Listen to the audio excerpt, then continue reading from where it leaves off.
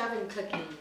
And so I'm going to do a video on kind of a Dutch oven 101, and I probably should have started with that, but I had this recipe in mind and I wanted to bring this first. So I'm going to use this Dutch oven here, and this is, I believe this is a 10-inch Dutch oven.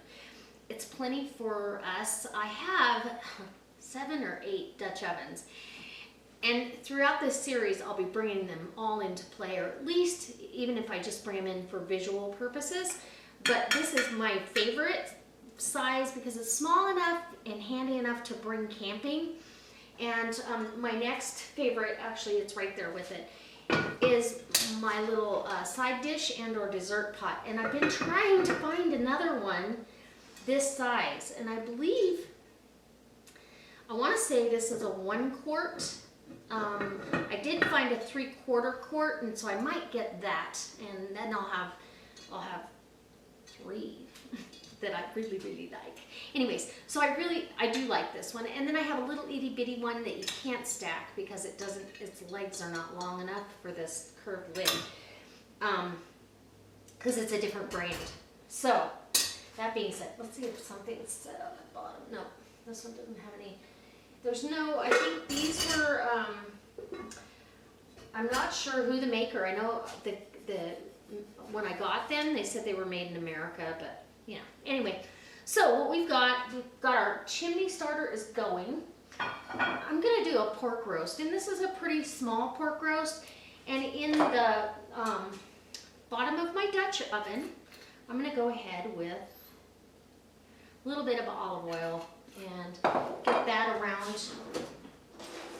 with a pastry brush, or a spatula will do the trick, just a little bit. And you really don't need it, trust me, because we're going to kind of braise this a little bit. That's where this beer is coming in handy. So I saw something similar, even though I had the recipe in mind. I actually saw a technique that I went, oh, I have apples and I was going to use them, only I was going to chop them up and put them in here. So my sauce that's going to go over this, and this is going to braise in with the beer, is apple butter. So you guys saw this recipe. Now you know there's going to be something you can do with it that will turn a meal into just a fall favorite. So we need a 1/2 pint jar of apple butter. You could probably use less, but why? Why? And this is the sweet, and it's got all those spices in there. Delicious. Then I want some balsamic vinegar, and I'll tell you where my recipe varies. Well, first off, I don't really measure. So that's about 2 tablespoons of balsamic vinegar, and we've got some garlic over here that I've already chopped up. And this is a good heaping tablespoon of minced garlic, fresh garlic.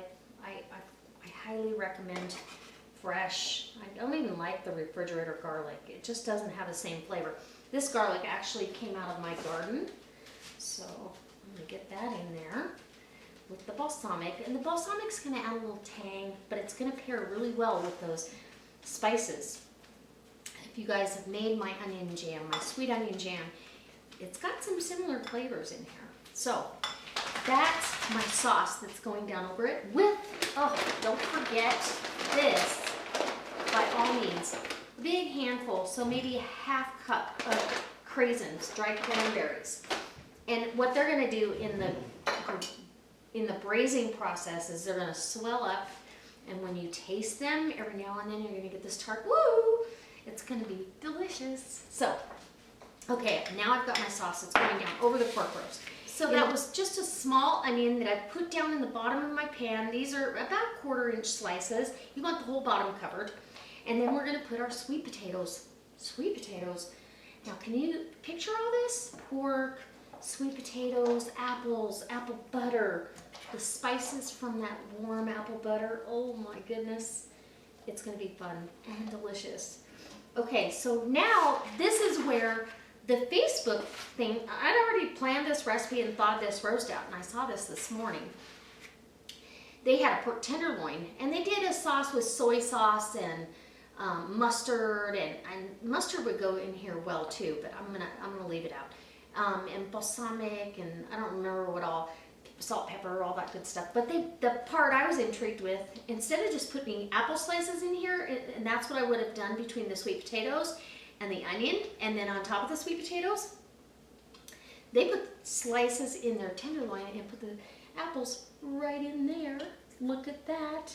So that's what I'm doing. And apples, baked apples in the fall, oh my gosh, so good. If any of you grew up with Mama baking apples in the fall and being, you know, having that as your dessert, your warm fall dessert, raise your hand. No, leave me a comment in the comment section. Okay, now we're getting somewhere. That one might not be deep enough. Let's see. Oh, there it is. It's over a ways. Okay, so anyways, you want to go ahead and in between all of that, you're going to stuff the apple slices in here.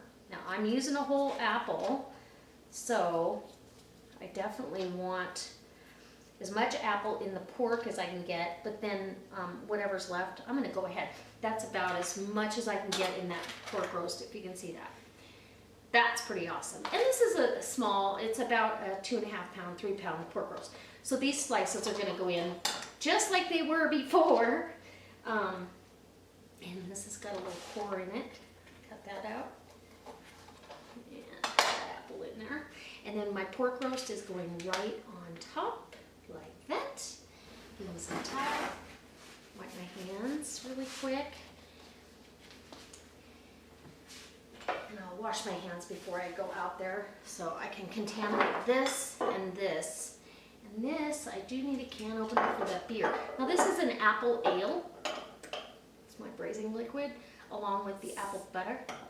And I don't want to contaminate the top of the bottle because I'm not drinking the rest. It doesn't take the whole bottle. So I've got my apple butter mixture with my balsamic and my garlic. That's going right down over the top of this pork roast. Oh, it's gonna be good. And I can see right now, and I wish I would have seen that before, but that's okay. I can see that my roast is higher than my lid is gonna be. So I need to go ahead, wash. So I pulled a couple of the potatoes out from underneath to set the roast down a little bit further down into the pot. And get this glaze off the edge of the pot there. And we're gonna go ahead with our beer. And I just wanna see that I've got about a 1/2 inch to 1 inch. These lids fit on so tight that you're gonna get a pretty airtight seal, although you will smell it when it becomes time to eat, or when it comes time to eat. So I want to see, I've got about, I need a little more beer. And the meat is going to create its own juice as well, so will the onions. So about a 1/2 beer is all you need. I'll be checking this in a 1/2 hour after I put it on the outside. And see, it doesn't touch the lid, so that's good. Normally you put way more coals on top of your Dutch oven. And think about this. The bottom surface, there's a lot of contact. And so if it's down here, then you get a lot of contact of heat. Where the top, usually your product is way down here, so you need more heat on the top most of the time. This one will be almost even. And you can also set them on a trivet. Now, I use these trivets to put my lid, my hot lid, to keep it out of the dirt. I also use them if I want to raise my Dutch oven up above the coals a little bit and make a slower braise.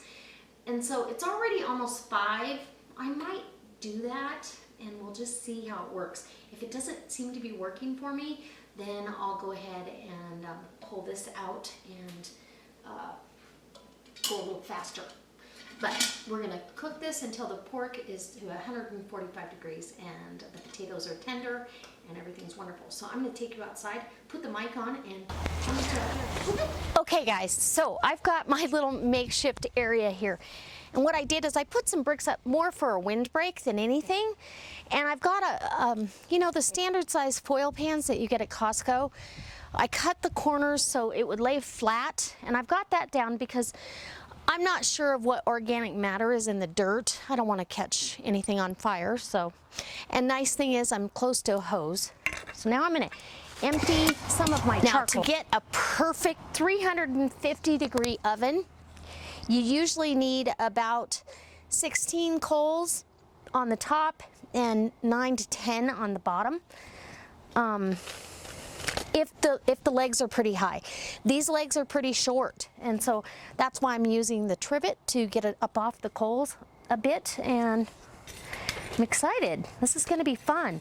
And you guys, it's so easy, and trust me when I tell you, you're gonna smell this when it's ready, and you're gonna know, oh, it's dinner. So I know this is a different angle, but I can already smell and hear this boiling, and it's only been 10 minutes. That's how fast this heats up. That's why I say the coals on the bottom. If there's too many, I can move this whole Dutch oven and remove some. Let's take a peek and see what's happening after 10 minutes. Oh my goodness, look at that. It already looks delicious. And I do think that's probably a little bit hotter than I want. So I am gonna move the whole thing, and I'm gonna get closer to 9 briquettes underneath this, and then we'll be back in business. Okay, so I'm putting it back on. I've got about 9 coals. So I had to remove quite a few. So there's a reason why that was boiling so fast.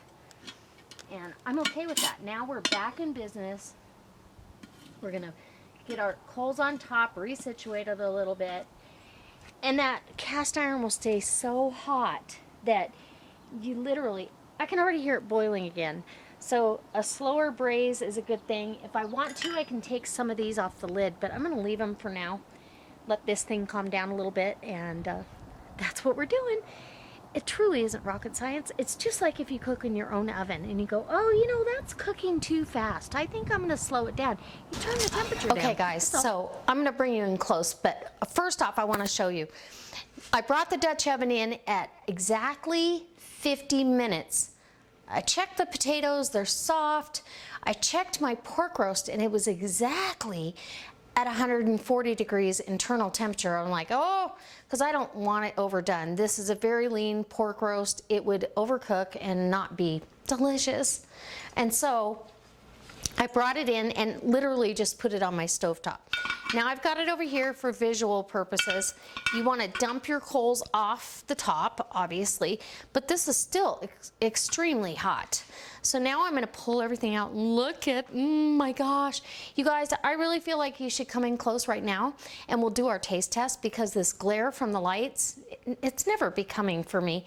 And I really want you to see as I put it on the plate. And the sauce and the beer have combined and made a thick sauce. It looks amazing. So let's do it. So guys, I hope you can see this better. I'm super excited. It smells amazing.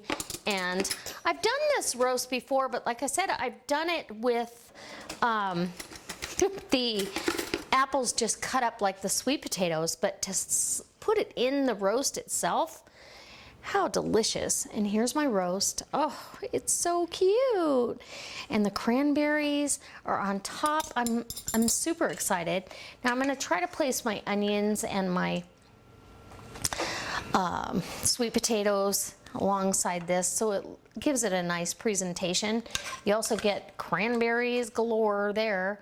This is also good if you have pears. Pears are delicious with pork, so don't hesitate to use pears in this recipe as well. And I'm gonna nestle this, and you could serve it just like this. And this is plenty for us for multiple meals. It's just Michael and I, but I do, quite often, I take stuff to work the next day, or, so you can see, I don't know if it shows, but here's the sauce that this created. Unbelievable. So you pour that down. Okay, so this is my plate. Look at, well, this is my husband's plate. Let me tell the truth here. This is my husband's plate. Doesn't that look delicious? It's absolutely beautiful. The onions caramelized in the pan while it's cooking. And so I'm gonna get under here. I know there's some pork right here. Oh, it's so tender, but yet it's not overdone. It's medium. You don't want to cook pork to death unless it's a pork shoulder where it's got a lot of fat and you can actually do that. Give me some of those cranberries. Okay, got a nice big bite. This is not a YouTube bite, by the way, but it'll do.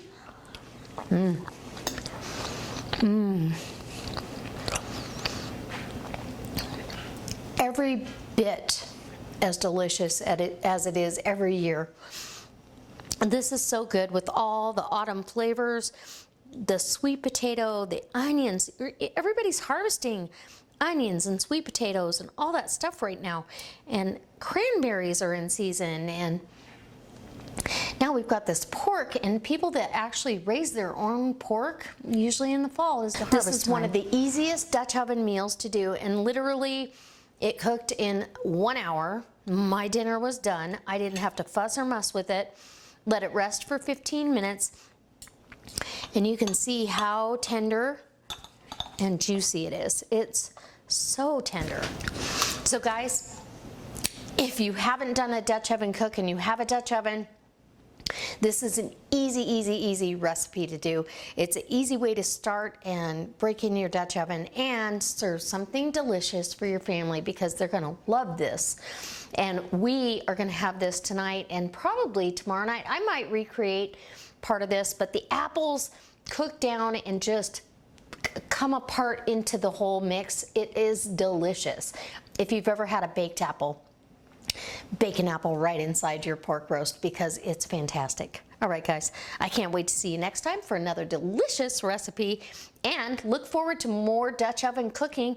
I'm gonna do a whole series on this, and I'm gonna give you a 101 thing. I'll probably bring out all my cast iron at one point or another. I have quite a bit to choose from. Maybe not all my skillets and stuff that I use in the house all the time, but definitely my Dutch ovens, and show you or tell you how I use them, how I take care of them, and how I store them. And so there again, it's time to eat. Let's go eat dinner. All right, guys. Bye.